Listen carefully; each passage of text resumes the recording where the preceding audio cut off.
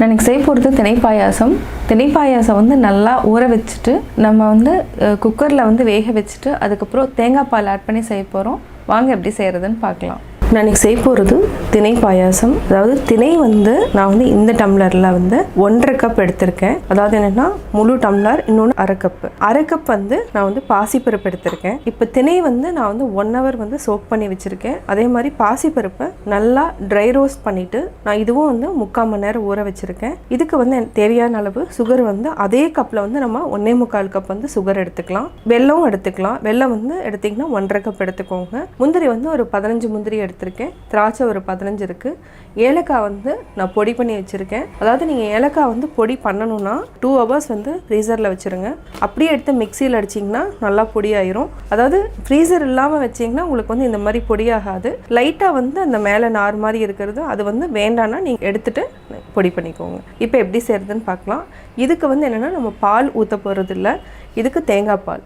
இதை வந்து தேங்காய் பால் வந்து தேங்காய் வந்து அரை மூடி எடுத்து நான் ஹாட் வாட்டரில் ஒரு 20 minutes வந்து சோக் பண்ணி வச்சுருக்கேன். ஏன்னா நம்ம ஃபஸ்ட்லேயே மிக்சியில் அடித்தோன்னே நல்லா நிறையா வந்து பால் கிடைக்கும். இந்த மாதிரி சுடுதண்ணியில் ஊற வச்சோன்னா இதை வந்து நம்ம தேங்காய் பால் எடுத்து வச்சுக்கலாம். இப்போ எப்படி செய்கிறதுன்னு பார்க்கலாம். நம்ம தேங்காய் பால் எடுக்கிறதுக்கு முன்னாடி திணை வந்து நான் 1.5 கப் எடுத்திருக்கேன்.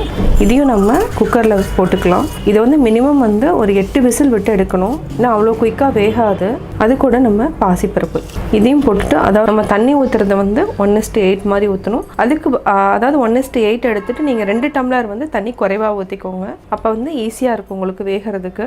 இப்போ வந்து நம்ம தண்ணி வந்து ஊற்றிக்கலாம். நான் இந்த டம்ளரில் வந்து நான் வந்து ஒரு 12 டம்ளர் நான் ஊற்ற போகிறேன். நம்ம வந்து இன்னுமே ஆக்சுவலாக பெரிய குக்கர் தான் எடுக்கணும். இதில் வந்து தண்ணி பத்தாது. இன்னும் வேகிறதுக்கு டைம் எடுக்குங்கிறதுனால நான் இதை விட இன்னும் கொஞ்சம் பெரிய குக்கர் எடுத்துக்கிறேன். நம்ம இந்த குக்கர் முழுக்க நம்ம வந்து தண்ணி ஊற்றிக்கலாம். இப்போ திணையும் நம்ம பாசிப்பருப்பும் நம்ம குக்கரில் வச்சுட்டேன். நான் வந்து பெரிய குக்கர் தான் எடுத்திருக்கேன். ஏன்னா இதில் வந்து 12 டம்ளர் நான் தண்ணி ஊற்றிருக்கேன். மீதிக்கு வந்து நம்ம தேங்காய் பால் ஆட் பண்ணணும். அதை வந்து நம்ம கடைசியாக வெந்ததுக்கப்புறம் நம்ம லாஸ்ட்டில் ஊற்றிக்கலாம். ஃபஸ்ட்டு வந்து இதை வந்து ஒரு 8 விசில் விட்டு நம்ம எடுத்துக்கலாம். நான் வந்து குக்கரில் வந்து வச்சுட்டேன். அதாவது கேஸ் ஆன் பண்ணியாச்சு. ஃபஸ்ட்டு வந்து ஓப்பன்லேயே இருக்கட்டும். ஏன்னா வந்து அந்த திணை வந்து வேந்து வரப்போ பொங்கி வரும். அதுக்கப்புறம் வந்து அந்த நுரையை வந்து நீங்கள் எடுத்துகிட்டு கூட நம்ம வந்து க்ளோஸ் பண்ணிக்கலாம். அதுக்கப்புறம் வந்து ஒரு 8 விசில் விட்டு எடுத்து தனியாக வச்சுடுங்க. அது நல்லா தண்ணியாக தான் இருக்கணும். அப்போ தான் வந்து நல்லாயிருக்கும். இந்த மீன் டைம் வந்து நம்ம என்ன பண்ணலான்னா தேங்காய் வந்து நான் சுடு தண்ணியில் ஊற வச்சுருக்கேன்.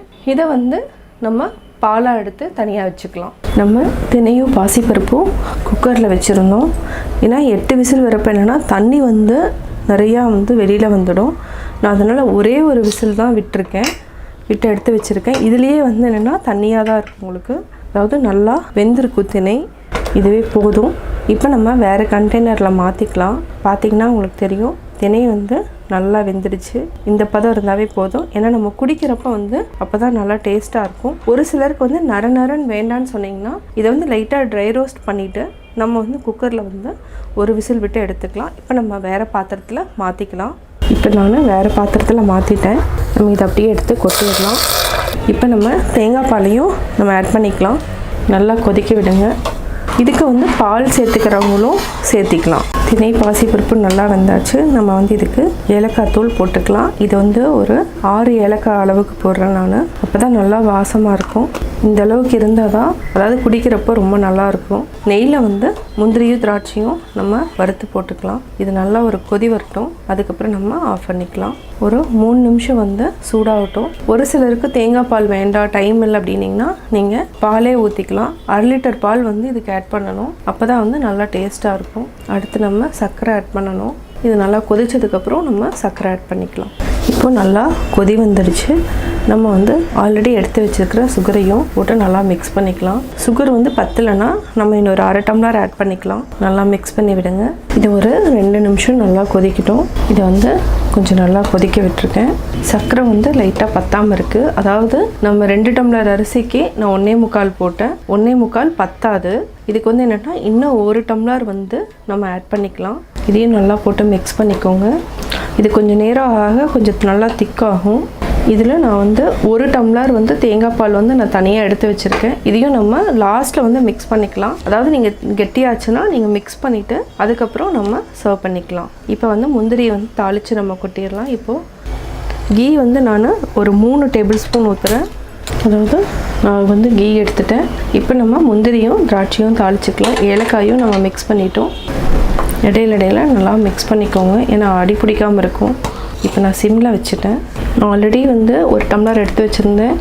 இதையும் வந்து நீங்கள் ஊற்றிக்கோங்க. அதாவது நான் இதிலிருந்தே தான் நான் எடுத்து வச்சுருந்தேன். திருப்பியும் நம்ம மிக்ஸ் பண்ணிட்டேன்.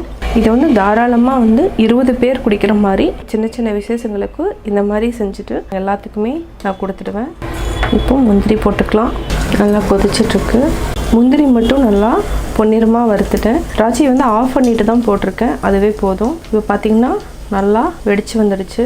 இப்போ வந்து நம்ம இதையே மிக்ஸ் பண்ணிக்கலாம். இந்த பாயாசத்துக்கு வந்து என்னென்னா இன்னும் கொஞ்சம் டைம் ஆகிறப்போ நல்லா கெட்டியாகும். அந்த டைமுக்கு வந்து இந்த ஆல்ரெடி வந்து இன்னும் ஒரு அரை டம்ளர் இருக்குது. இதை வந்து நம்ம எப்போ வந்து அதாவது என்னென்னா கெட்டியாகுதோ அந்த டைமுக்கு இதை ஆட் பண்ணிவிட்டு நீங்கள் வந்து ஹாட்டாக சர்வ் பண்ணுங்கள். சுவையான திணை பாயாசம் ரெடி. நான் திணை பாயாசம் எப்படி செஞ்சேங்கிறத பார்த்தீங்க. கட்டாயம் உங்களுக்கு பிடிச்சிருக்கும்.